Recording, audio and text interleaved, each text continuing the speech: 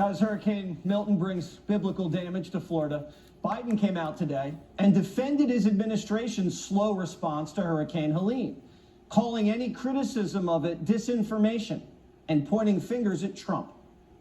There's been a reckless and irresponsible and relentless promotion of disinformation and outright lies about what's going on. Former President Trump has led this onslaught of lies. Assertions have been made that property is being confiscated. That's simply not true. They're saying people impacted by these storms will receive $750 in cash and no more. That is simply not true either. They're saying that money needed for these crises are being diverted to migrants. What the heck are they talking about? Stop it. It's outrageous. It's just not true. Biden's fighting Trump harder than the hurricane. If he should be angry at anybody, he should be angry at his team. They didn't pre-position assets in North Carolina to help in the foothills. Just like Afghanistan and the border, the hurricane's now Trump's fault. Americans have lost power, their homes, some of them even their husbands. They're not worried about what politicians say on TV. They are worried because they haven't seen FEMA all week. Criticizing your government isn't misinformation. It's a God-given right of every American. Instead of battling to save lives, the Biden-Harris administration's treating natural disasters like a PR battle that need to be won with words instead of fast action.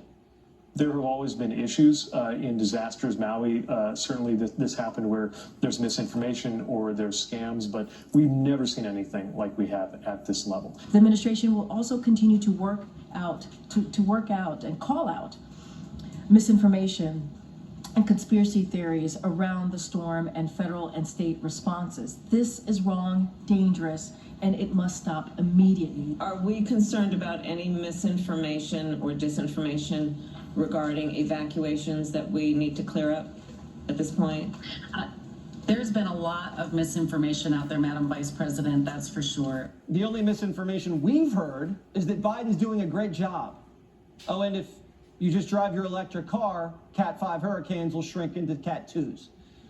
Americans are naturally suspicious of the government after they lied to us about, oh, I don't know, Vietnam, Iraq, COVID, Russia, the president's health. This isn't a cheap fake. North Carolina sees the aftermath, and Biden and Harris were late. So what are they claiming is disinformation? Number one, FEMA is seizing property. Trump never said that. Number two, people wouldn't get more than $750. Trump never said that. Oh, and then the migrant money. That came from them. Mayorkas said FEMA was going to run out of money for hurricane season. And FEMA admitted they wasted $1 billion on migrants. Now, I'm not great at math. If I were, I'd work on Wall Street. But if you spend too much money on one thing and don't have enough money for another thing, that means you messed up. But if someone's making crazy claims on the internet about FEMA, so what? The President of the United States shouldn't be amplifying it at a press conference. No one had ever heard about most of this misinformation until Biden repeated it in front of the nation. All of this silliness is designed to distract the media from covering Biden's failure in North Carolina. He makes the story about Trump, so the story's not about him. And the media just goes along. Even CNN's confronting the administration about not being prepared. Watch this. After Helene made landfall in the United States on September 26, Joe Biden was at his house in Rehoboth Beach.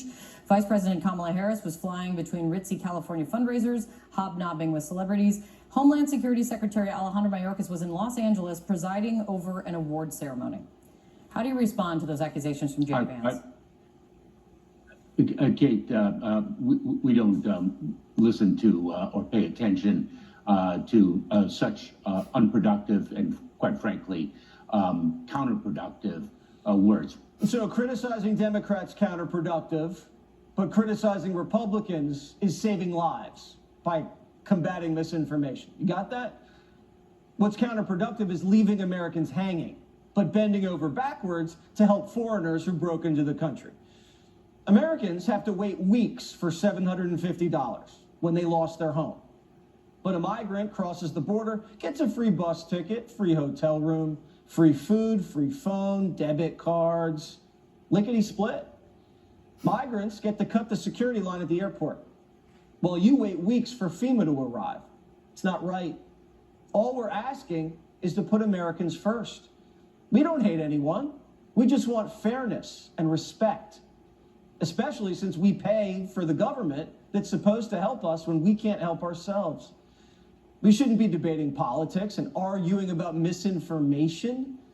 We should come together and save lives.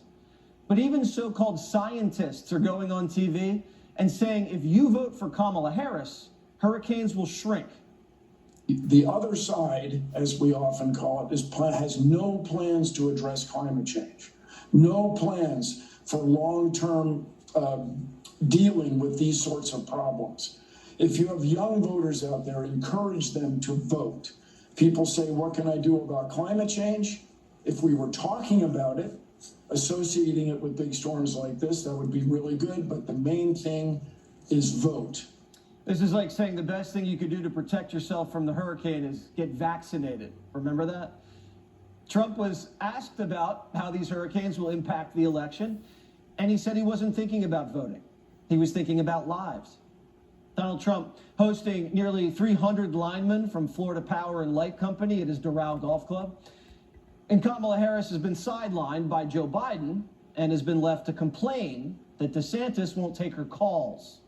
I am working with President Biden and FEMA and our state and local partners, and we're getting the job done. She has never been interested in any of the storms we've had in the state of Florida for her entire time as vice president. Now she's out there attacking me because I'm not catering to her whims. All she's trying to do is inject herself to be a part of her political campaign. I don't have time for political games. We've got a job to do. We got people's lives on the line, and that is our sole focus.